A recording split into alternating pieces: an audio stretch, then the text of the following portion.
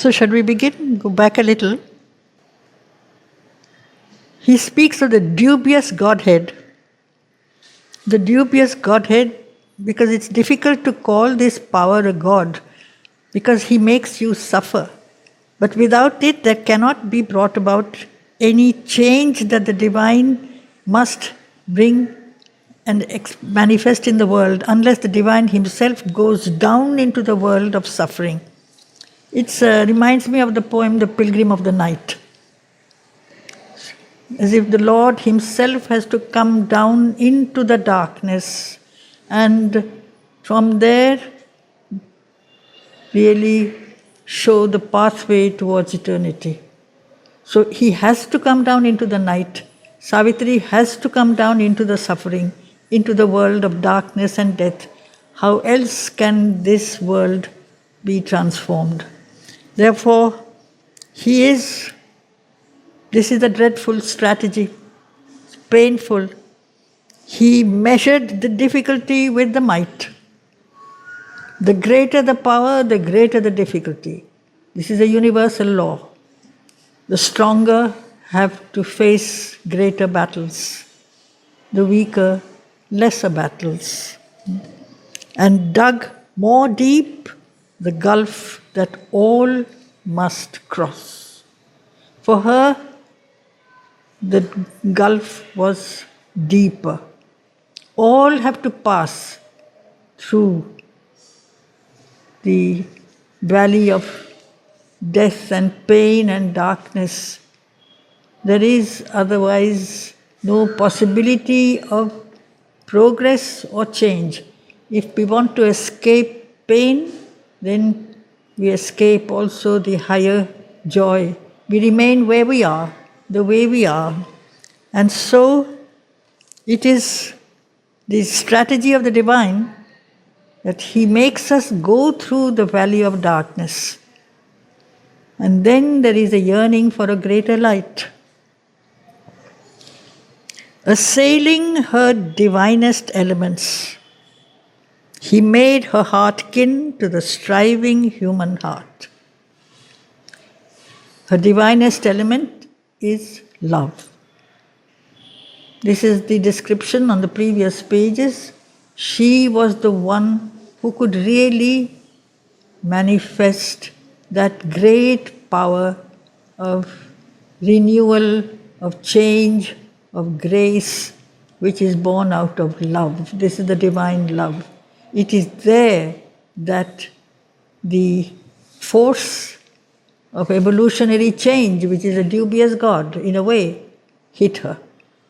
Where she loves most, there she must hurt most. Assailing her divinest elements, he made her heart kin to the striving human heart and forced her strength to its appointed road. So sometimes we too can perhaps remind ourselves, because we are always busy trying to avoid suffering and pain.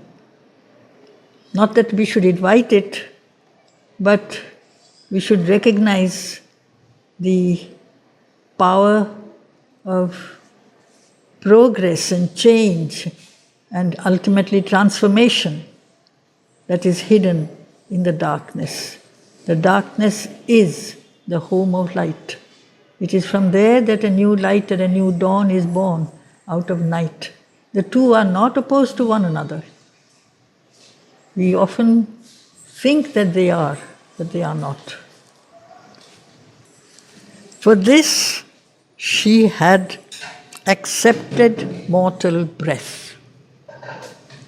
To wrestle with the shadow she had come, and must confront the riddle of man's birth and life's brief struggle in dumb matter's night.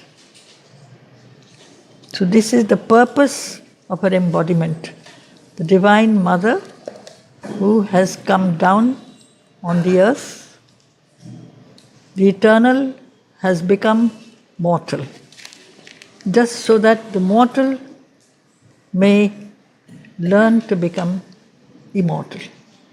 That is the example that she has come to give. She has to go through that. Otherwise, man will say, I can't do this. What you're asking of me is too difficult. You are divine, for you it is not difficult. But we are not aware that we are divine. We are aware only of our mortality. How can we do what you are asking us to do? If only you knew what we have to go through. So the divine says, I also will go through this. And I'll show you the way by becoming like you. And then I can tell you that you can change because I have changed. This is the explanation Mother gives several times, the significance of the avatar. The avatar is the divine who has put on humanity knowingly, voluntarily, only so that the human can become the avatar as well. Each of us has the divine inside us. We all are embodiments of the divine, and we are not aware of it. That divinity is hid deep somewhere in the recesses of our nature. We are aware only of the surface personality, which is shallow, which is weak, which is imperfect, which has all kinds of different shades of light and darkness, but nothing of the supreme presence. But then the next line, to wrestle with the shadow, she had come. This is an interesting image. Shadow. Shadow has no substance. Shadow is not something that is, it's a projection of some substance. It's a projection of darkness. Is death really not real? He suggests that word, shadow. There is no reality. It's a non-being. And yet this non-being occupies our world, has all the control over our existence. We live to die. That is the goal of our existence. And this is really a projection of the supreme light. Only if there is light, there can be shadow. There is no shadow by itself. Shadow doesn't exist on its own. Does death then exist? Or is it, as he will say later in the book, it's a mask of the divine? Death, the dim mask, had grown a wonderful face. This is what Savitri sees in Book 11. The mask is not the face. But today we see the mask. We don't see the face. And it is a very powerful mask. It has control over all life. All life is slowly moving towards death. But who controls life? The origin, the supreme, the divine. Life is a projection of his energy. Death is he. But we just see the mask. We don't see the face. So she has come and we see the mask and we are afraid. For us, we are controlled by death because we are controlled by fear of death. Fear is the main thing. So therefore, she has come to remove that fear which is so deep-rooted in our subconscious, in our unconscious. It's a very long battle. So she has come to fight that battle for us. We can't fight it by ourselves. To wrestle with the shadow, she had come, and must confront the riddle of man's birth and life's brief struggle in dumb matter's night. This is the riddle. There's a book that he has written, The Riddle of the Birth. Why are we born? Only to die? Why take so much time and trouble to learn, to achieve, to acquire, to have success, to have happiness, whatever we are looking for. When we really, if we sit quietly, we know it's not going to last. Nothing is going to last. So why take so much trouble? Or is it that some part in us is always aware that there is another power deep inside us? And it is that power that guides and controls and rules all things. Otherwise, this world as it is seems to be an illusion, as many thinkers and sages have said. And yet that very beautiful poem of Sri Aurobindo on life, where he says, mystic miracle, daughter of delight, life, thou ecstasy, let the radius of thy flight be eternity. So the radius of the movement, life is movement, life is a journey, life can be an endless journey, eternity, because it is the origin. The origin of life is Ananda, daughter of eternity. It has its source there. And that Ananda is never ending. So why have we plunged ourselves in darkness and blindness and ignorance? But this is the whole game. This is the battle, that we have fallen very low just so that we can rise very high. What goes down goes up. Sri Aurobindo describes the whole evolutionary process as a vertical spiral. It's not a horizontal spiral, it's a vertical spiral. What goes up comes down. What goes down very low goes up very high. So it is this, often we have to go down very low, into the very pit of inconscient. We are already there, but if we can consciously make use of that experience in order to aspire, to climb, to purify our natures, purity cannot exist unless there is fearlessness. There is this cloud of fear that covers us. That has to go. One can look straight at things and realize there is nothing that exists except the divine. So it is, otherwise, it is life's brief struggle in dumb matter's night. This is our pointless existence. A few years, and then we go back to inertia. We are born from night, we go back to night. We are born in ignorance, we go back to ignorance. We are children of the inconscient, and we go back to that inconscience. We have two mothers, therefore. We are children of light and children of darkness. It's for us to decide who is our real mother. Because we are tied to both, attached to both. So this is the issue.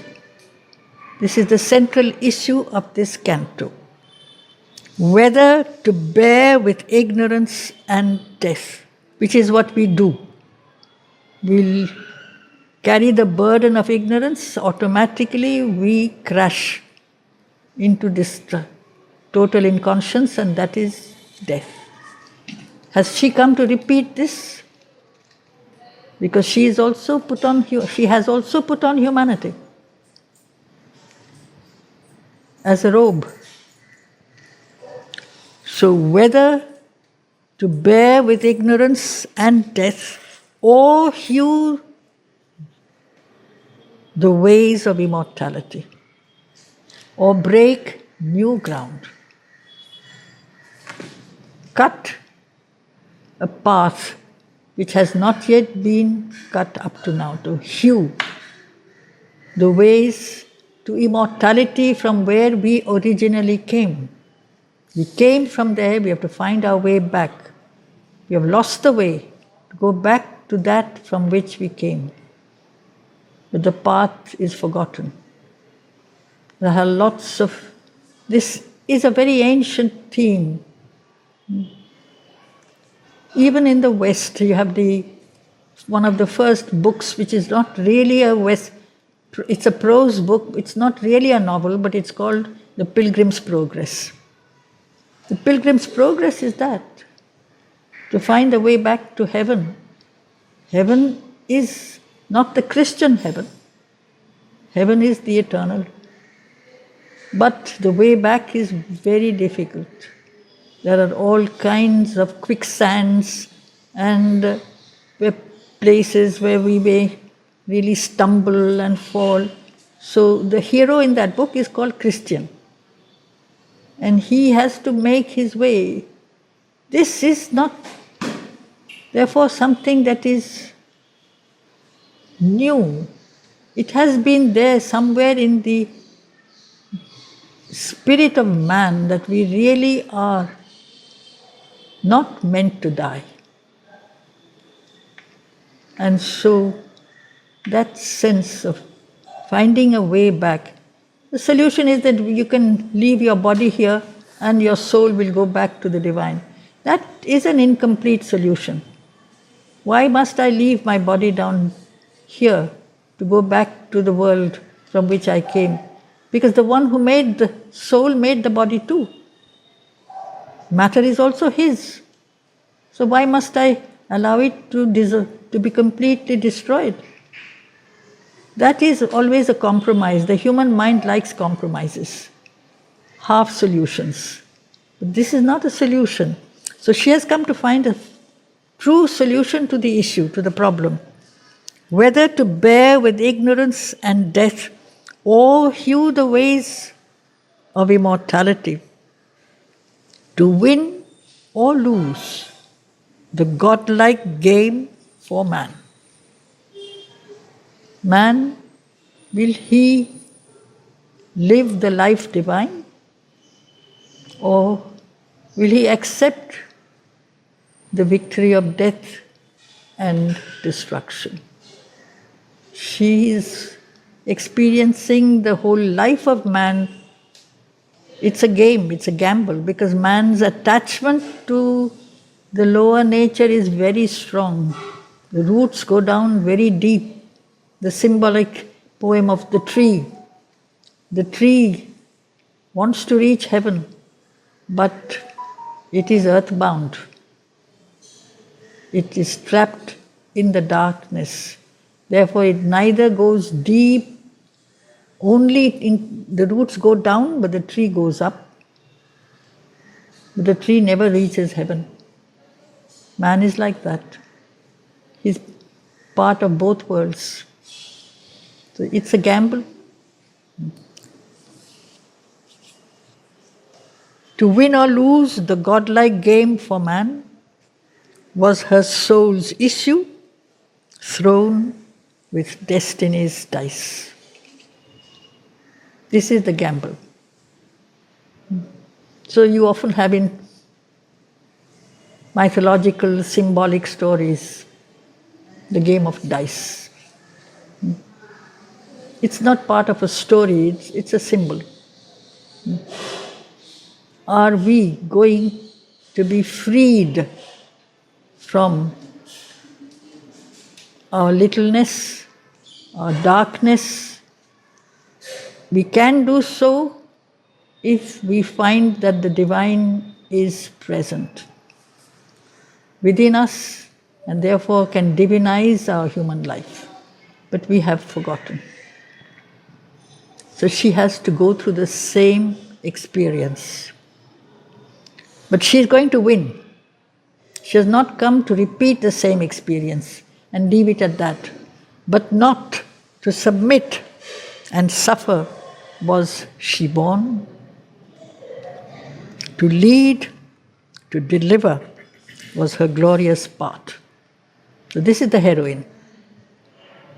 So we realize that grace is also power. Love, wisdom, and force are three aspects of the same. The different aspects of the one mother. It's not that they are different mothers, they are one. She has come, she's a warrior princess, she's the daughter of a great king. To lead, to deliver was her glorious path. So again a description that she is human but not quite like other people. Something Sri Aurobindo has said about mother repeatedly. She was above the human even as a child, he says. She was human, but she was above the human even as a child. So here was no fabric of terrestrial make. She's not made of the same stuff. Fabric is cloth, fabric is stuff. So we realize that we pay so much outer attention to our outer fabric, outer clothes. Your body, your life, your mind, these are your clothes. And there is wear and tear and there is pain and suffering, but that is not what we should relate to. If we can project that inner consciousness and the outer nature, there is automatically, the outer nature becomes a reflection of the inner being. That is the transformation. But we don't believe it. So our fabric is terrestrial and therefore it is tied to the mud, it's tied to something that is dark. Here was no fabric of terrestrial make, she is different. Fit for a day's use by busy, careless powers. That's our life, a day only. We live for a day, for a little while. It's like our clothes. You wear them, after some time you wear them and then they are torn. You throw them away. They don't really are any good any longer. There are powers to destroy. There are forces everywhere. Busy, careless powers. Busy forces. Energies. There are energies everywhere. And careless in the sense they are, each force has its own function. Each energy is moving according to its own orbit, in its own vibration. If you come in the way and you get hurt, well, you get hurt. It's not going to be kind to you. All these forces, we may call them gods, we may call them lesser gods, we may call them devils, but whatever you may call them, they are vital forces, they are physical forces, the forces of inertia. They're true to their role. Like in a play, every actor has to be true to his role. These forces are true to the role allotted to them. And their role is to move. And if you get in the way of the movement, then they throw you aside because you don't know how to master them. If I don't know how to master the force will master me. All powers are forces. Everything is a force. If I can master my energy, then I become the charioteer of my life.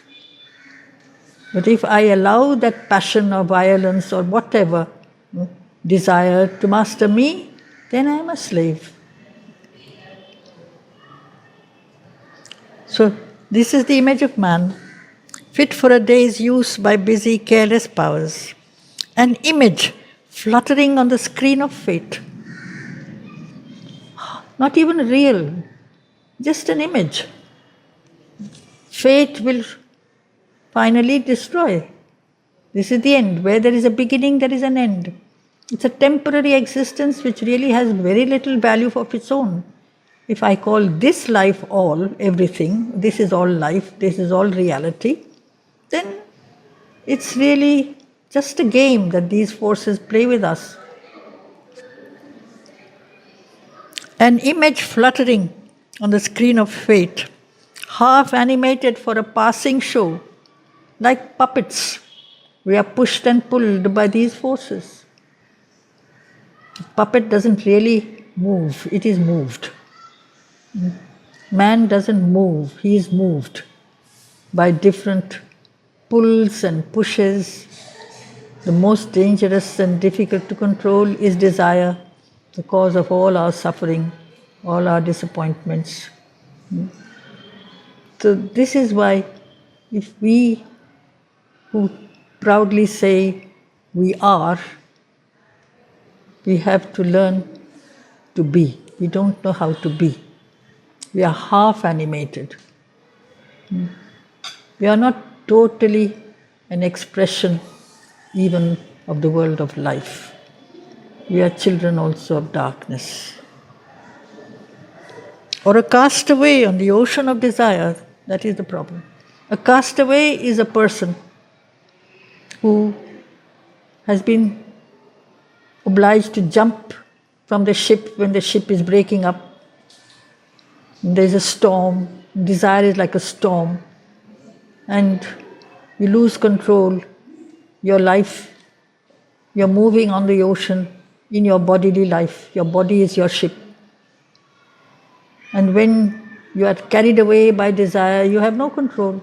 A castaway is someone who has to jump from the ship and hold on to some kind of whatever he can, a raft, a piece of wood, whatever, so that he doesn't sink. But it doesn't mean he can control his journey.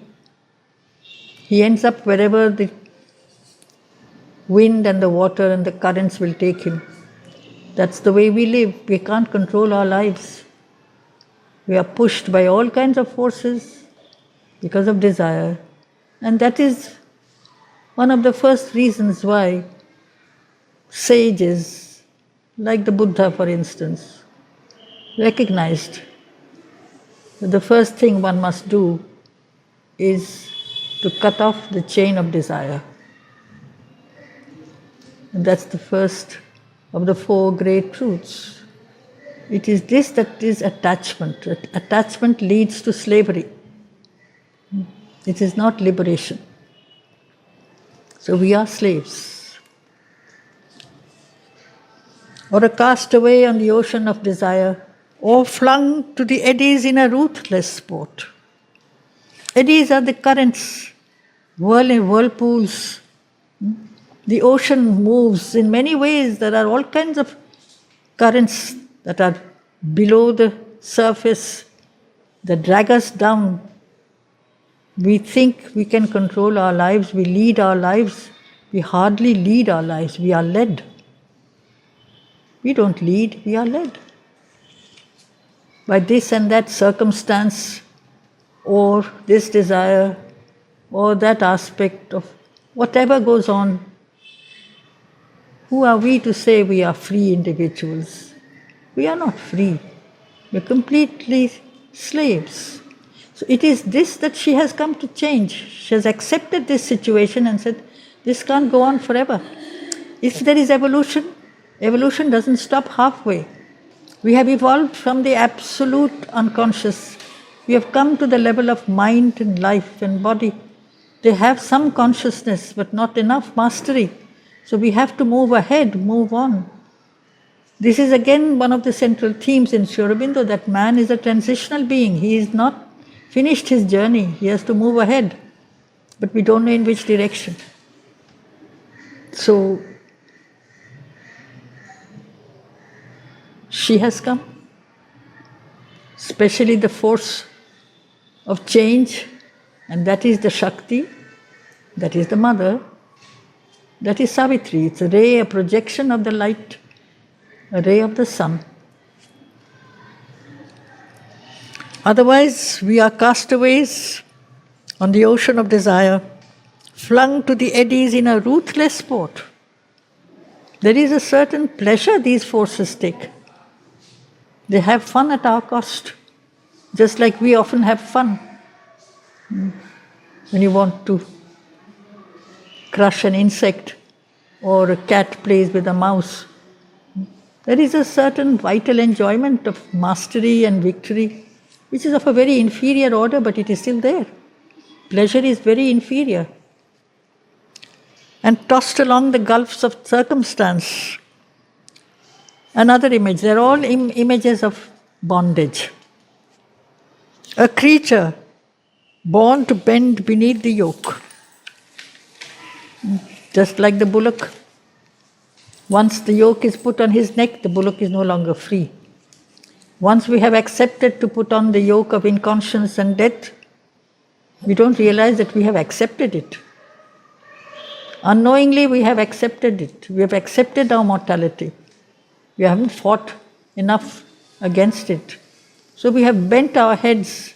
We have bowed down to death as the Supreme Lord. How then can we call ourselves capable of what we are asking for? God, light, freedom, immortality. We can never reach those things.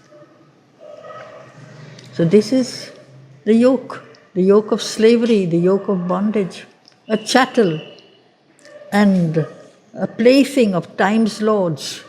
Each one is an image of absolute, complete slavery. A chattel in the ancient times was a property that was movable, that belonged to a master. So, if a man had cows, wives, money, children, he wanted to travel, he could move with them. They had no say. If he wanted to move, if he wanted to go from one place to the other, they had to go with him. He could not carry his house with him. That is immovable property. The rest he can, even furniture if he wanted to, he could. In the ancient days, wealth was mainly counted in the form of cattle, cows and horses. All of these, they had no say in their own destinies. They were simply taken ahead this way or that, rightly or wrongly, by the owner.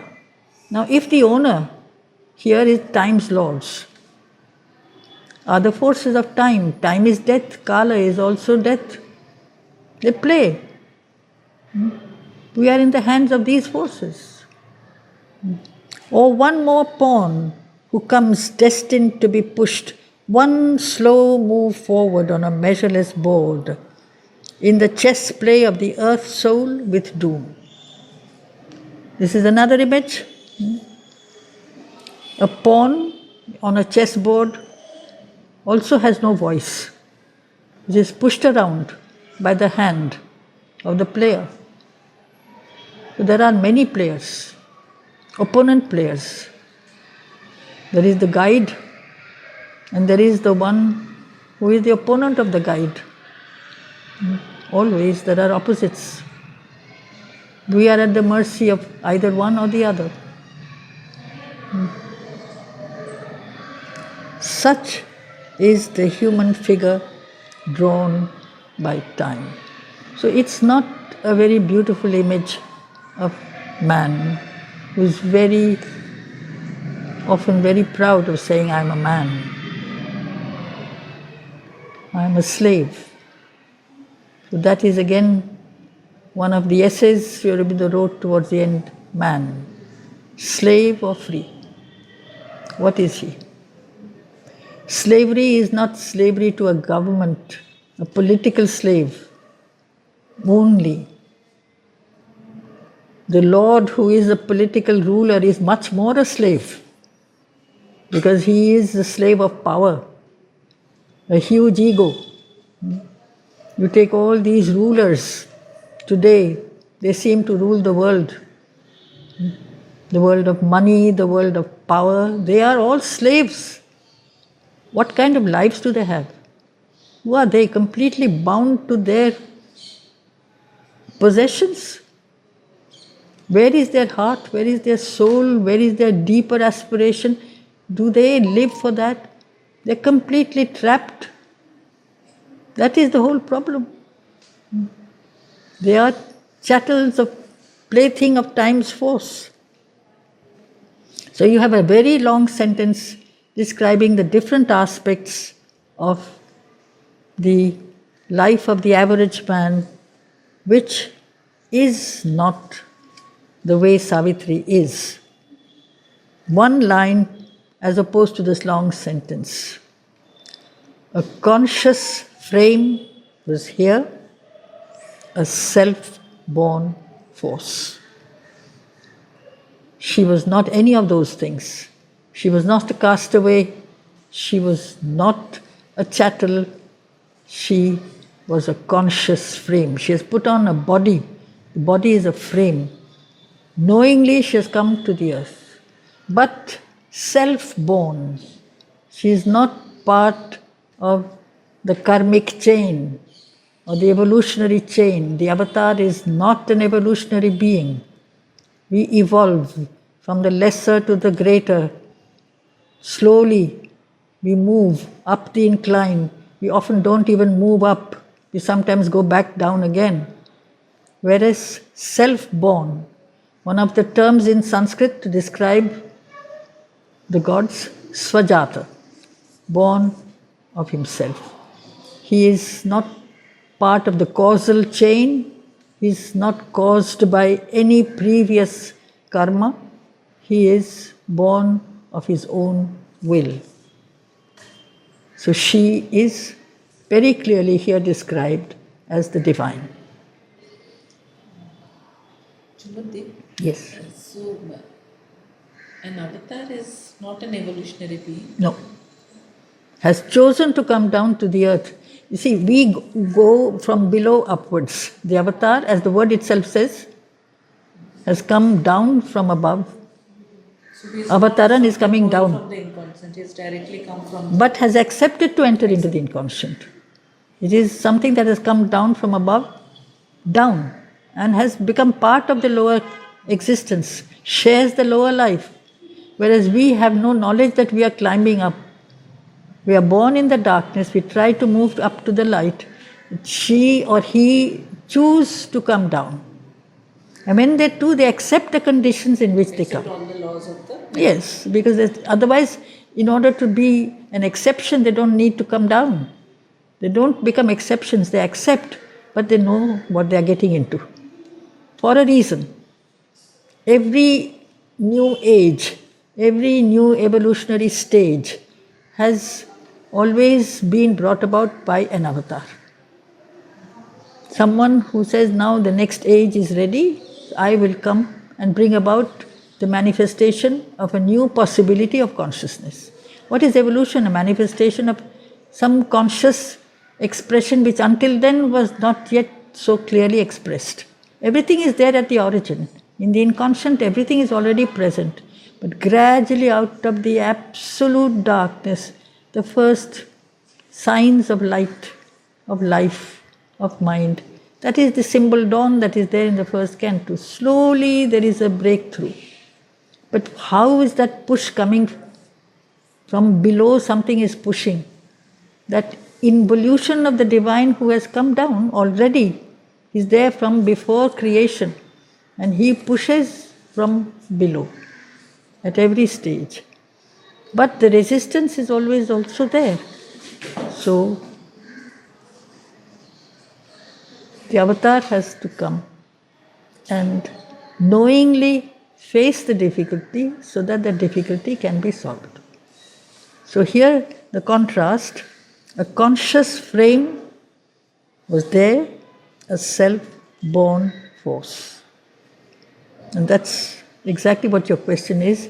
In this enigma of the dusk of God, the divine who seems to have become darkened. That's the enigma, it's a riddle. In this enigma of the dusk of God. But who is this enigma? Man. Man is this enigma. The darkened God is man. And it is, the whole game is this, to remove that veil of darkness. In this enigma of the dusk of God, this slow and strange, uneasy compromise. Every compromise is uneasy. No compromise is satisfying. It's a slow compromise between different forces. Now this one side seems to be in control, and then the other side takes over. Sometimes there is more light, and then there is darkness. Sometimes the power of darkness engulfs the earth. It's not a continuous journey. So when we look at the world today and see how there is so much suffering, so much destruction, you say, what is happening? So many battles and wars are taking place. So many people are suffering. Somebody was asking me the other day about why has she allowed Gaza to happen? It is the whole story of man. It's not that she will smooth our road all the time and we will just walk on the sunlit path. We can't. There is too much darkness in the collectivity, in the individual, in the whole earth as a whole semi-conscious planet, because it turns to the sun, it turns away from the sun. And so there is light, there is darkness. It is a strange thing. It's slow, strange, uneasy compromise of limiting nature with a limitless soul. This is man. Limitless soul, yes. That soul has accepted to enter into the finite. The infinite has entered into the finite. So that the finite can be transformed into the infinite. But first, the infinite has hidden himself in the finite, that is the soul. The outer being is the limited, finite nature. Whatever is finite is incomplete, is not infinite, is not endless.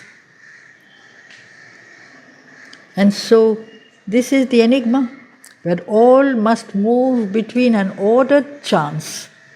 It's almost an oxymoron, play of opposites. Chance, we say, is something you did not expect from before. And yet ordered chance, as if every step of the way is prepared by a previous step. But we are so ignorant, we have forgotten that today what is happening to me, which I may call, I fell down by chance, I say. There is no such thing. I was unaware. That falling down was because I was unaware. So there is a reason, there is a purpose. There is no such thing as chance. Chance is a term born out of ignorance. We don't want to see very carefully, watch ourselves very carefully. We don't know much, but we think we know much. That is our problem. So all must move between an ordered chance and an uncaring blind necessity. Necessity is an inherent law. It is there, what has to be. What has to be will be. If you get hurt, well, you fall by the wayside. We say there is grace. Yes, there is grace. There is also something that is at work, and there are aspects of the mother's work described in the book The Mother. She is the warrior of the worlds. She fights. Whoever comes in the way of the manifestation of the divine will has to be eliminated. You say this is not an aspect of kindness or gentleness by the mother, but no. The gentleness and the sweetness is there, but the power of working out the divine plan is there. When a plan has to be done, whatever comes in the way of the working out of the plan has to be removed.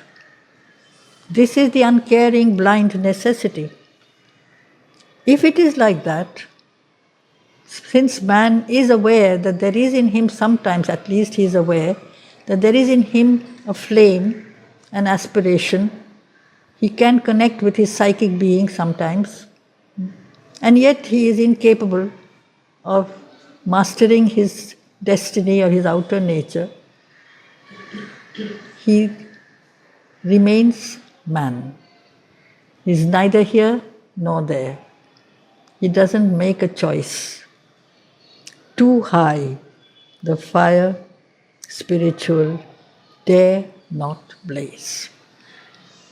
This is why there is a fear. It's a very common fear of the spiritual life. We have to give up everything to take up the spiritual life. You don't have to actually give up anything except your attachment to your ego and your ignorance. But this is what we are so attached to. Our beliefs, our ego, our ignorance. Therefore, you have that kind of a compromise, like we or most of us do. We have a relationship with the mother and Sri Aurobindo. We visit the Samadhi. We say our prayers, no doubt. And yet, the rest also is there. We don't give up everything else either, because it's not easy.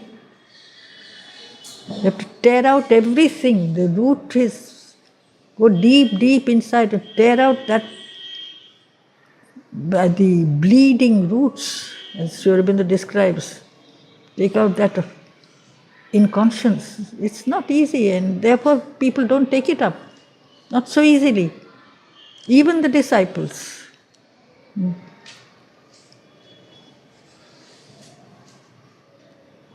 If once it met the intense original flame, an answering touch might shatter all measures made. We live in a world of limits. If we come out of the limits and we meet that original flame, we burn. We can't. We don't dare. If we want the image of certain seekers or lovers of the Mother or the Divine, wanting to have the experience of the direct perception of the Divine, and they start shaking or they burn up, like Semele was burnt up when she wanted to see the father of her child, who was Dionysos. He was Zeus. She insisted on seeing the father of the child, and she was burnt to ashes that same moment. And that is the image that is suggested. An answering touch might shatter all measures made, and earth sink down with the weight of the infinite. And this is the whole problem. It is too big a burden. We can't carry that burden unless we become inwardly strong.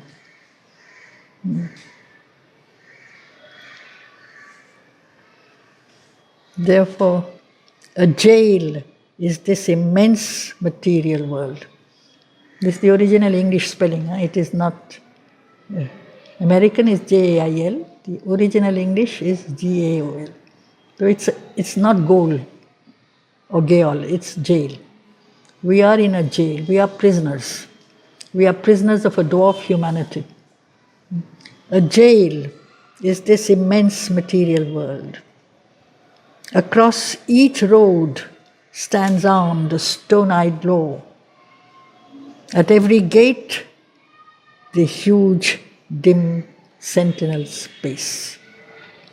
And so, we can end with that, thinking of how the Lord entered the jail and found liberation in the jail. He did. The sentinels were manifestations of the divine. The gratings of the door were expressions of the Lord. There was no jail because his consciousness had become one with the divine. Until then, if we are trapped in our littleness and the material world, then it is a jail. And there are laws that are unbreakable. The laws, we think we want immortality. We do. So you want to prolong your life. So you go to doctors, or you even replace your heart, or you do all sorts of things. In the end, it's pointless. Unless you become one with the source of all conscious life, we cannot have immortality. And yet we want it. We don't like death. That's the problem. Okay. Jhumur, I have a question. Yes? You spoke about avatars. I said not evolutionary beings. What about vibhutis? Mother had mentioned about them. Yes. They are not complete embodiments of the divine. They are projections that come down for a purpose. And for a particular one aspect of the divine, for a purpose of the divine work, they come. Once that is done, they withdraw. But they don't change the course of evolution, but avatars do.